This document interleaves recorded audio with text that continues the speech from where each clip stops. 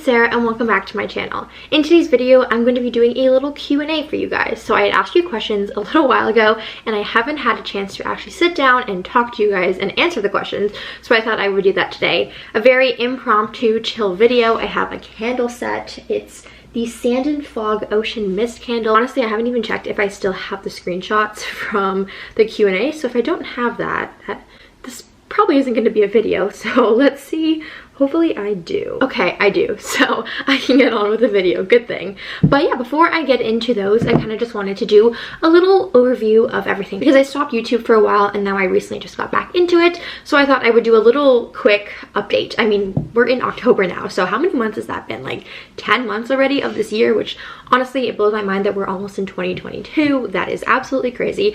But let's do a little 10-month update, shall we? Yeah, as you can see, I'm home in my house in Toronto, living back home with my parents. I graduated from Western University with an honors health specialization degree, so super excited about that. I didn't actually have an in-person graduation or anything. I had it all online, but that's okay. They did tell us that we would probably be having one in the fall, but it's now October and there's been no word on that, so probably not happening, but that's okay. I've kind of like moved past that. We had our little like virtual thing and I know a lot of people had that. Yeah, so with that I went into working for a telemedicine company, which is still kind of related to health, which is super exciting. I've really enjoyed working for the company that I'm working for. It has a great environment, great people that I've met, and just overall I felt super lucky to be able to land something right out of university because I know a lot of people don't have that option. So yeah, I didn't decide to pursue a master's or any graduate degree. I went straight into working, and then we'll do some certifications and stuff to kind of level myself up in the working field.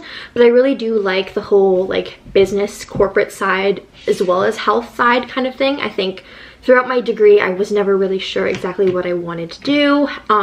Didn't know if it was going to be like doctor health side of things or public health side of things or now corporate side of things. So I think that's something that I've kind of landed on and I'm super excited with that and feel like specifically with the company that I'm with, there's a lot of growth and as well as like the field in general. So super relevant with that. It's crazy looking back because I wrote myself a letter at the end of 2020 to myself in 2021 to read at the end of 2021. And I remember at that point there were so many unknowns that I had, so many questions that have basically almost all been answered this year, which is super exciting, with one of them being, what the heck are you doing after university?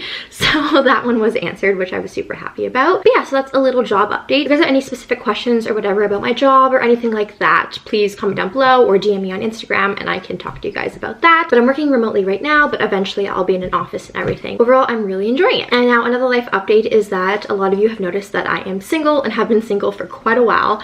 I just had never really announced it on social media. I kind of just like silently switched into my own thing, but I realized that I did share a lot of my life with you guys and that's one of the things. So my ex-boyfriend Matthew, we broke up near the beginning of the year and have been broken up obviously now for quite a while. And yeah, there was no hard feelings towards him. There's no big fight, no nothing. I think we just grew apart because we got together young and I think we just realized what we both wanted and that each other wasn't that. I wish all the best for him. There's no harsh feelings there and please don't think that. But yeah, just kind of wanted to address that because I feel like I never did address that and then there have been some questions. I don't know why, I just never brought it up, but I realized that like because I share my life with you guys, it's something that I needed to address. So yeah, no hate, nothing, no hate towards him and nothing against that. And yeah, I feel like I've learned so much about myself in this period of time of being single and figuring things out and all that stuff. Because yeah, I feel like when you're out of a relationship, you really learn who you are and what you want because it's kind of all centered around you. You don't have to worry about fulfilling someone else's needs or all that stuff. And I think I was doing that a lot. I was worrying about myself, but worrying about my partner as you would in a relationship. But I don't know, just being single and being free and just only literally having to worry about myself was just such a freeing thing and figuring out what I wanted. I think it's been super interesting to kind of see how much I've grown. And a lot of my friends and everything say like I'm a completely different person than I was even like a year ago today. I think ending a relationship, the pandemic, graduating, moving back home, buying a condo, figuring all that stuff out, I think it really does change you. And I feel like I've learned a lot about myself in that. And on that though, I know there's gonna be questions. Yes, I'm on the dating apps. We'll see how it goes. But yeah, I think again, figuring yourself out, figuring what you like, what you don't like, and yeah, just especially like dating in a big city, like I feel like it's just I don't know, a lot of options. I don't know if that's the right thing to say, but I think it has been very interesting to kind of just like open my horizons and everything. So yeah, on that topic, I am on the apps. So we'll see what happens with that, who knows. But yeah, and then just kind of tailing into the last kind of like big things that have happened this year has been, again, moving back home with my parents and just kind of figuring out keeping my independence, but moving back in with your parents. I feel like a lot of people associate moving back home with parents as losing your independence.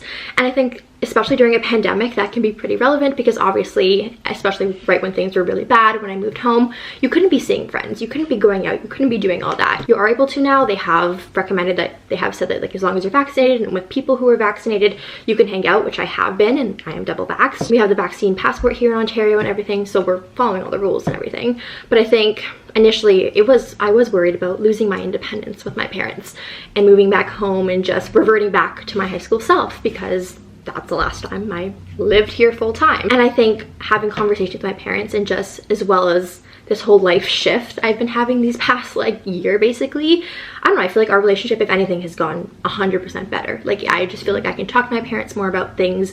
They're more understanding and just valuing my independence and understanding that I am a 22-year-old person who's now moving back home with parents, but I was living independently and I was making all those life decisions and everything by myself, so they still respect that. And I think, yeah, it just, if anything, it's made my relationship with them stronger, which I'm super thankful for because I've always valued being close with family. But at the same time, I am looking forward to having my own space again and coming home and missing my parents and coming home to like visit them and see that. Yeah, I'm very much looking forward to that, but I know it's not coming for a little bit. But yeah, I think that'll just be another exciting stage in my life for next year or the year after. But yeah, I think those are kind of the major things that have happened in these last 10 months, as well as, yeah, just meeting new friends. I feel like I've been able to make new friends and stuff. A lot of people talk about like losing friends and stuff in your 20s, and I think I've been lucky in the last couple months to be able to even make new friends. And I think that's been something that I really value and just don't take for granted, that I've been able to meet new people through work and online and everything. Reconnecting with old friends as well. I think having a solid support system in your 20s, especially as someone who is single and who had been in a relationship who had relied on their partner for fulfilling a lot of those needs, making sure that you have a support system through friends is something that's super important, which is something that I definitely realized when I ended that relationship back in the beginning of the year, was that I needed to ensure that I had that support system, which I did. I have a great group of friends, but also just ensuring that like you don't stop there. Like having friends is awesome, and having as many friends as you can and having that support system is great, honestly. That's all I can say. But yeah, so I think I've kind of rambled on. I'm sure this is super quick talking speed. I know I get that so much. I talk quite quickly, so I may have to slow this down. We'll see. But yeah, that's just how I talk. So yeah, I don't know what to say with that. I talk with my hands and I talk quickly. But now let me look up the questions that you had for me. The number one question that I continue to get was, when's your next cruise? And honestly, we have one booked for New Year's 2022 to 2023. So not this New Year's, but next one. And that one's kind of booked. We'll see if that ends up happening, if schedules and stuff. I feel like that's so far out that it's hard to know. Hopefully that ends up happening. I believe it's on the Norwegian Encore, not 100% sure.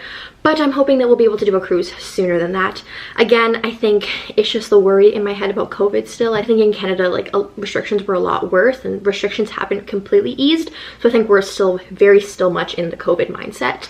And yeah, so I think it's just waiting for things to kind of get better and everything. And trust me, the second I can get on a ship, I'm gonna get on a ship. And also just vacation wise, like maybe I'll take a trip to a resort or something that's a little less confined on a cruise ship, because I know those have been the worries.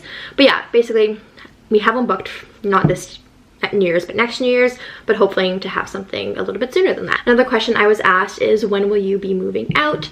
And now again, as I kind of briefly had mentioned, it does depend financially. I have a tenant in my unit until July, and at that point I will decide whether I can move in or if they continue, or if I need to get another tenant for another year. The latest I'd want to move in is not this summer, but next summer. So summer of 2023 would be like the latest that I want to move in. At that point, I'll be 24. Ideally, I want to move in next summer, but again, I don't want to stretch myself too much financially, so we'll see what ends up happening with that. Another question was, how has post-grad life been? And I think I've been really enjoying it. I feel like I enjoy the company that I work for and all that stuff. I mean, I do work from home. I would like to be in person, but again, pandemic wise, we have to wait to figure that out. But I think it's been an adjustment, definitely going from university to working from home and just working 9-to-5 job.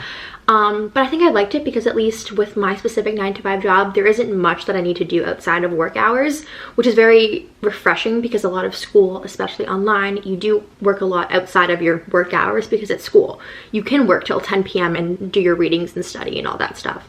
So I think not having to do that is nice because it's a Monday night, 7 o'clock, I'm filming this, and usually if this was school, I would be prepping for the week ahead at school, whereas with work, I don't have to do anything yet because work starts tomorrow. So I do have that luxury of having my free time and having time to myself, which I think is something that I highly value. But I do think it was definitely a transition moving away from friends and just not going back to school. My friend group is basically split. Some people went back to school, some people went straight into work. So I think we do have kind of like a split ratio of that, which is kind of nice to have people on both sides of things to hear about that. Initially, I thought I was going to be taking a master's, so I was really stressing about that in 4th year. Then I decided not to, and that I was just going to take a gap year and work. And then I ended up finding this job and realized that I like this field and realized that I probably am not going to go back to school. I think I am going to be doing a certification though to kind of level myself up and move up in my career, but I don't think going back to like a strict university is the thing for me because I had my degree. Now I can kind of do different courses and certifications to level up what I want to do, and that's kind of the route that I take. But I know plenty of people who are doing masters or doing college graduate certificates and love it. So I think ultimately do what's best for you and what you think you want to do. You don't necessarily have to do what your degree was for, and even if you want to go back to school for something else, do it.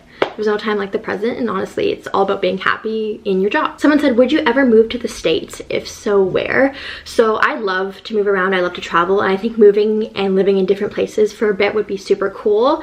Now, I don't know about permanently because I think the whole visa thing, because I'm Canadian, I can't just easily move around, but I would love to live in New York. I think that would be super cool. I'm a city girl, so I gravitate towards the cities, but Boston, when I visited there with my mom, I just think it's such a cool city, a very walkable city. I think that would be awesome. LA, I feel like it's always been a dream. I don't know if I'd end up living there, but I think that would be super cool. Someone asked, did you enjoy the boat trip with my family? So I did little like boat trips and stuff in the summer. We have a boat that we take up north, which now that I say that, I've said that in videos, we go up north. It's like to cottage country in Ontario. Like it's north of Toronto, but it's not like super north. And yeah, we have a boat up there, kind of like a little floating cottage type thing.